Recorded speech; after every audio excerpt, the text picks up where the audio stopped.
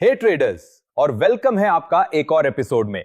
अगर आप वैलिड और high quality order blocks identify करना नहीं जानते तो आप अपना कैपिटल सीरियस रिस्क में डाल रहे हो, जो अल्टीमेटली सिग्निफिकेंट लॉसेस का रीजन बन सकता है। ऑर्डर ब्लॉक्स जो काफी ट्रेडर्स इग्नोर कर देते हैं, actually well informed trading opportunities execute करने में एक बहुत ही इंपॉर्टेंट रोल प्ले करते हैं, और ये स्मार्ट मनी ट्रेडर्स की स्ट्रैटेजीज का एक स्ट्रॉन्ग कॉर्नरस्टोन होते हैं। लेकिन बहुत से ट्रेडर्स वैलिड और high quality order blocks identify नहीं कर पाते, जिसका रिजल्ट होता है weak entries, poor risk to reward और अननेसेसरी लॉसेस। आज के इस एडवांस्ड एपिसोड में हम मार्केट में मिलने वाले different candlestick order block types, उनकी ट्रेडिंग स्ट्रैटेजीज और ऑर्डर ब्लॉक्स के साथ एसोसिएटेड प्राइस एक्शन को डीप डाइव करके समझेंगे। और सिर्फ इतना ही नहीं, हम उन की क्राइटेरिया और रूल्स को भी ब्रेक डाउन करेंगे जो लो क्वालिटी ऑर्डर ब्लॉक्स को high probability institutional grade setup से क्लियरली सेपरेट करते हैं। तो ट्रेडर्स, अगर ये सब आपको इंटरेस्टिंग लगता है तो वीडियो को लाइक जरूर करना अपना सपोर्ट दिखाने के लिए, और अगर आप चैनल पर नए हो तो चैनल को सब्सक्राइब करना मत भूलना। सबसे पहले चलिए समझते हैं कि ऑर्डर ब्लॉक क्या होता है। ऑर्डर ब्लॉक चार्ट पर एक की एरिया होता है जहां मार्केट में बहुत ज्यादा कैपिटल एंटर होता है, यूजुअली बिग बैंक्स या लार्ज इंस्टीट्यूशंस के द्वारा, जिन्हें हम स्मार्ट मनी कहते हैं। क्योंकि ये लोग हैवी कैपिटल के साथ ट्रेड करते हैं, इनके एक्शंस का इंपैक्ट प्राइस पर क्लियरली दिखाई देता है। अगर आप नोटिस करते हो कि प्राइस किसी स्पेसिफिक एरिया से बहुत तेजी से मूव करता है, जैसे यहां से, तो यह इंडिकेट करता है कि वहां स्मार्ट मनी ने अपनी पोजीशन ली है। प्राइस को इतनी जल्दी ऊपर ले जाने के लिए लार्ज बाय ऑर्डर्स की जरूरत होती है। जिस इनिशियल एरिया से ये ऑर्डर्स एग्जीक्यूट होते हैं, उसी को ऑर्डर ब्लॉक कहा जाता है। ऑर्डर ब्लॉक्स दो टाइप्स के होते हैं, बुलिश ऑर्डर ब्लॉक जो लार्ज बाय ऑर्डर्स की वजह से बनता है, और बेरिश ऑर्डर ब्लॉक जो लार्ज सेल ऑर्डर्स की वजह से बनता है। जब एक ऑर्डर ब्लॉक आइडेंटिफाई हो जाता है तो यह पोटेंशियल ट्रेडिंग अपॉर्चुनिटीज देता है, क्योंकि अक्सर प्राइस वापस आकर उस एरिया को रीटेस्ट करता है और वहां से बाउंस करता है। फॉर एग्जांपल, अगर आपने यहां ऑर्डर ब्लॉक से बाय किया होता तो आपको अच्छा प्रॉफिट मिल सकता था।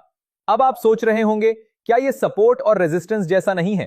देखने में दोनों सिमिलर लग सकते हैं क्योंकि दोनों की लेवल्स होते हैं, लेकिन ऑर्डर ब्लॉक्स और सपोर्ट या रेजिस्टेंस सेम नहीं होते।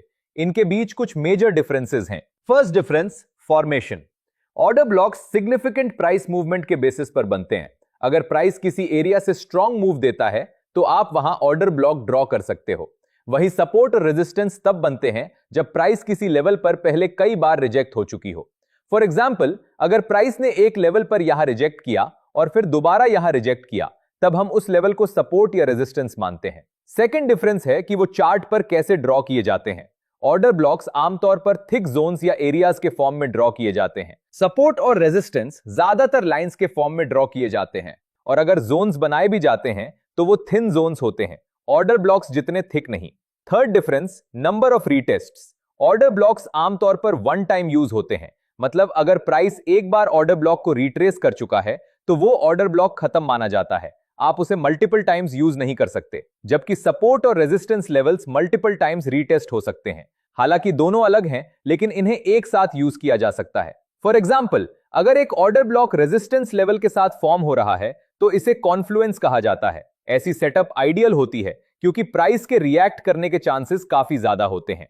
अब ऑर्डर ब्लॉक्स पर ट्रेड करने से पहले हमें यह जानना जरूरी है कि ऑर्डर ब्लॉक को सही तरीके से आइडेंटिफाई कैसे करें।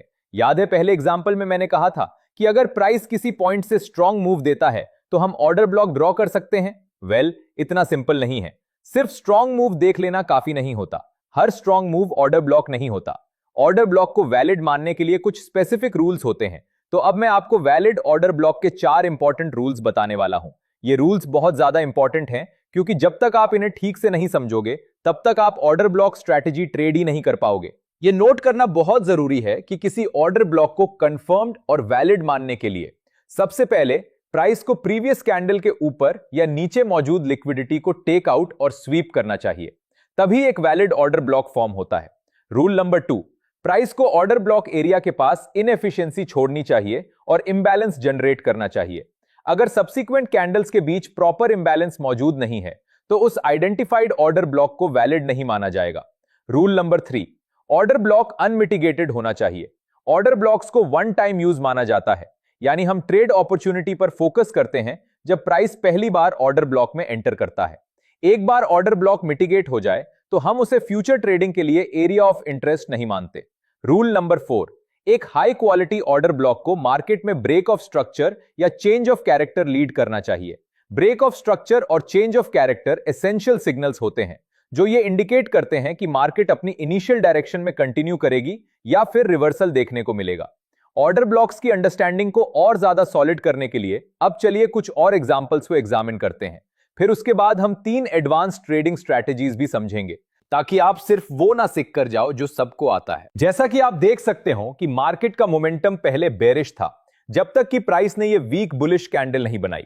इसके ठीक बाद प्राइस ने ऊपर की तरफ पुश देना शुरू किया इन 3 लार्ज ग्रीन कैंडल्स के साथ। ये वीक बुलिश कैंडल यहां अपने लोएस्ट पॉइंट तक पहुंची और इसके साथ साथ इसने प्रीवियस कैंडल के नीचे की लिक्विडिटी को टेक आउट और इफेक्टिवली स्वीप भी किया। जैसा कि पहले मेंशन किया गया था, ऑर्डर ब्लॉक के बाद बनने वाली सब्सिक्वेंट कैंडल्स में अगर प्रॉपर इंबैलेंस नहीं होता तो हमारा आइडेंटिफाइड ऑर्डर ब्लॉक वैलिड नहीं माना जा सकता। अगर हम इस 3 चैनल सीक्वेंस को देखें तो हमें यह दिखाई देता है कि पहले कैंडल का ऊपरी विक और तीसरे कैंडल का निचला विक मध्य कैंडल के पूरे बॉडी के साथ ओवरलैप नहीं करते। यहां कैंडल्स के बीच एक गैप मौजूद है जो कि इंबैलेंस को रिप्रेजेंट करता है। क्योंकि यहां वैलिड ऑर्डर ब्लॉक के सभी क्राइटेरिया मीट हो रहे हैं, इसलिए यह कैंडल एक वैलिड ऑर्डर ब्लॉक को रिप्रेजेंट करती है। अगर हम थोड़ा ऊपर देखें तो एक बार फिर प्राइस ने एक अपवर्ड ड्रास्टिक मूवमेंट क्रिएट किया है। यह जो रेड कैंडल है यह वो लास्ट बेरिश कैंडल है जो प्राइस के ड्रास्टिकली अपसाइड पुश शुरू होने से ठीक पहले बनी थी। हम साफ रूप से देख सकते हैं कि इस बेरिश कैंडल ने भी प्रीवियस बेरिश कैंडल के नीचे की लिक्विडिटी को टेक आउट और इफेक्टिवली स्वीप किया है। क्योंकि प्राइस ने इन 3 सिक्वेंशियल कैंडल्स के बीच एक प्रॉपर गैप भी क्रिएट किया है जो कि वैलिड ऑर्डर ब्लॉक आइडेंटिफाई करने के सभी क्राइटेरिया को मीट करता है, इसलिए हम अब इस कैंडल को एक वैलिड ऑर्डर ब्लॉक मान सकते हैं जिसमें यह पोटेंशियल होता है कि अगर प्राइस पुल बैक करके नीचे आए और इसे मिटिगेट करे तो यह प्राइस को रिवर्स कर सके। जैसा कि आप देख सकते हैं यहां मौजूद ये बेरिश कैंडल जो कि नेक्स्ट बुलिश मूवमेंट से ठीक पहले बनी थी, वैलिड ऑर्डर ब्लॉक रिप्रेजेंट नहीं करती क्योंकि इसने प्रीवियस कैंडल का लो टेकआउट नहीं किया। चलिए और एग्जांपल्स एग्जामिन करते हैं। सेकंड डायग्राम में कैंडल्स की एक और सीरीज को कंसीडर करते हैं। एक बार फिर हम देखते हैं कि प्राइस ने प्रीवियस कैंडल का लो टेकआउट किया है और इस बेरिश इन्वर्टेड हैमर कैंडल के थ्रू नीचे की लिक्विडिटी को इफेक्टिवली स्वीप किया है। इस वजह से यहां हमें एक पोटेंशियल कैंडिडेट मिलता है एक वैलिड ऑर्डर ब्लॉक का। लेकिन यहां इन 3 कैंडल्स के बीच कोई नोटिसेबल इंबैलेंस नहीं है और साथ ही ये ऑर्डर ब्लॉक बुलिश कैंडल के अपर विक से मिटिगेट हो चुका है। इसी वजह से ये ऑर्डर ब्लॉक वैलिड कंसिडर नहीं किया जा सकता क्योंकि ये ऑर्डर ब्लॉक वैलिडेट करने के most of the necessary criteria meet नहीं हो रहे, इसलिए इसको डिमांड जोन के रूप में यूटिलाइज एक नहीं किया जा सकता। जब ऐसे सिनेरियोज आते हैं जहां प्राइस प्रीवियस कैंडल की लिक्विडिटी को टेक आउट कर लेता है लेकिन ऑर्डर ब्लॉक मिटिगेट हो जाता है, या फिर जब प्राइस इनएफिशिएंसी क्रिएट करने में फेल हो जाता है, तो हम सब्सिक्वेंट कैंडल स्टिक को वैलिड ऑर्डर ब्लॉक डेजिग्नेट करते हैं। इस केस में हम प्रीवियस सेलिंग कैंडल के बजाय इस बुलिश कैंडल को वैलिड ऑर्डर ब्लॉक मानते हैं। यह डिसीजन इस बात पर बेस्ड है कि बुलिश कैंडल के इमीडिएटली बाद प्राइस ने प्रॉपर इनएफिशिएंसी या इंबैलेंस जनरेट किया है। अगर हम थोड़ा ऊपर की तरफ देखें तो हम नोटिस करते हैं कि प्राइस ने एक बार फिर प्रीवियस कैंडल का लो टेकआउट किया है और इस बुलिश कैंडल के थ्रू नीचे की लिक्विडिटी को इफेक्टिवली स्वीप किया है प्राइस को सिग्निफिकेंटली ऊपर पुश करने से पहले।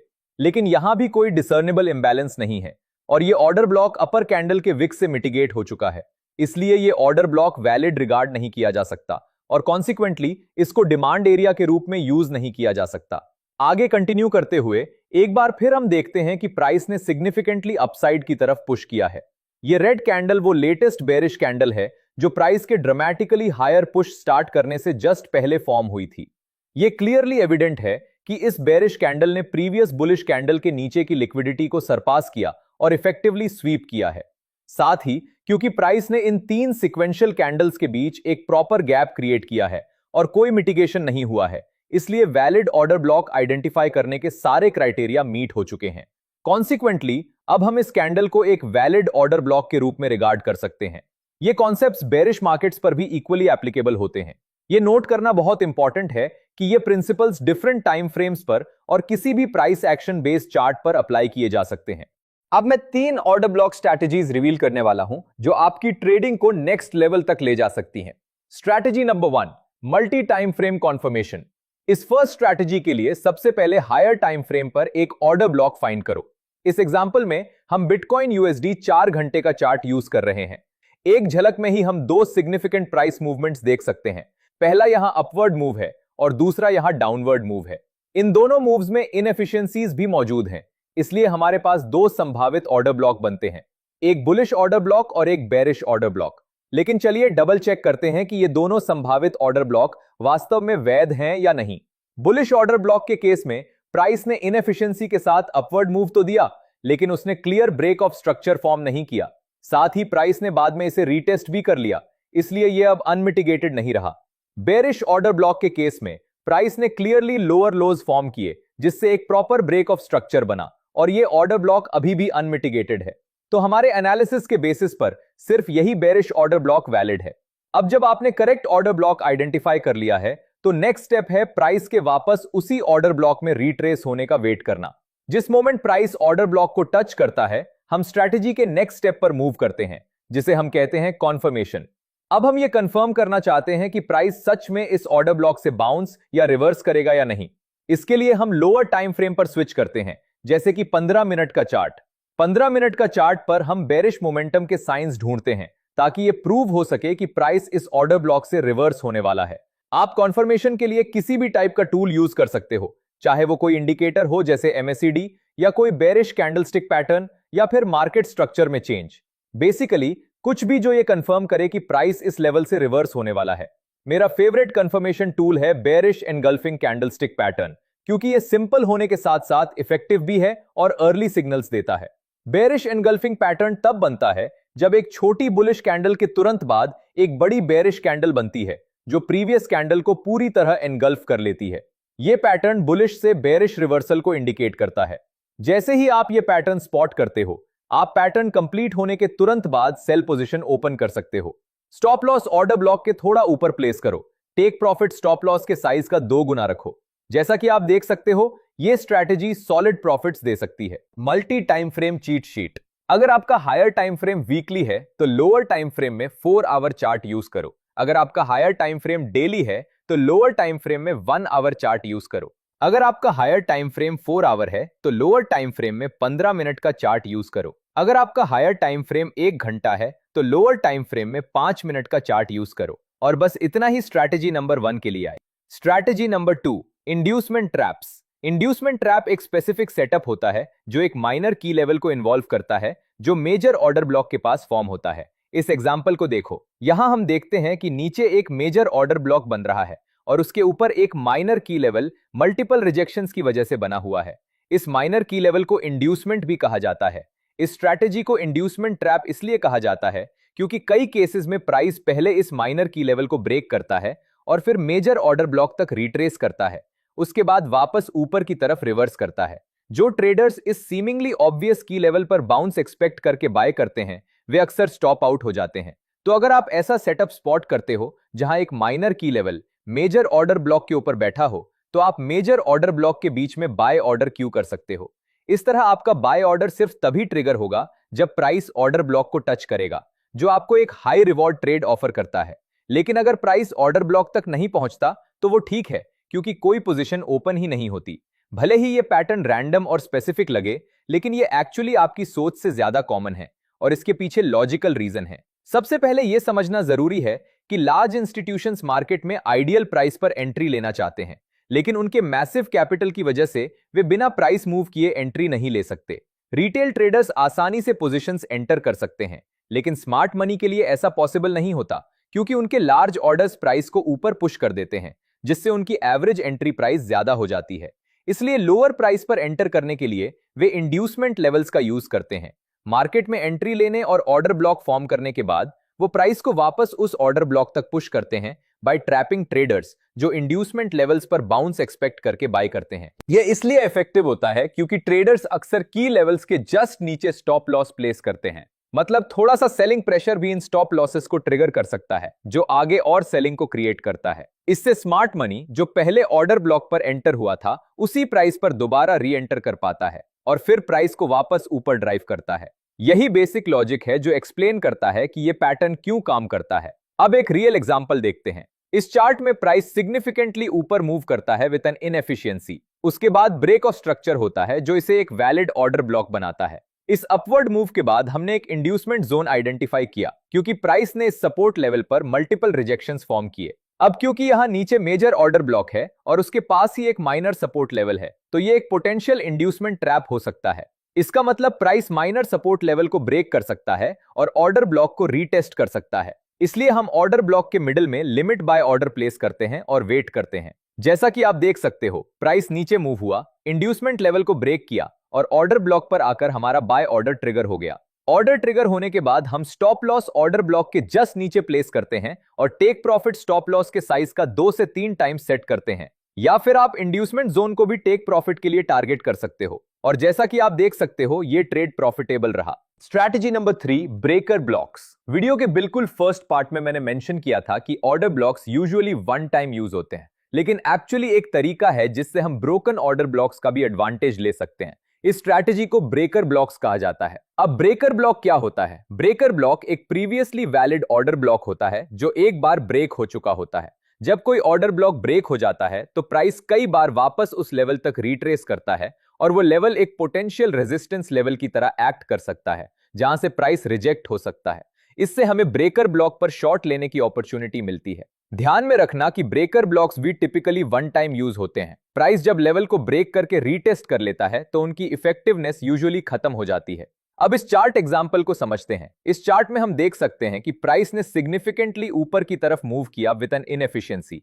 साथ ही प्राइस ने यहां हायर हाइज बनाए, इसलिए हम इस कैंडल पर एक ऑर्डर ब्लॉक ड्रॉ कर सकते हैं। लेकिन उसके बाद प्राइस नीचे की तरफ मूव हुआ और एक्चुअली ऑर्डर ब्लॉक को ब्रेक कर दिया।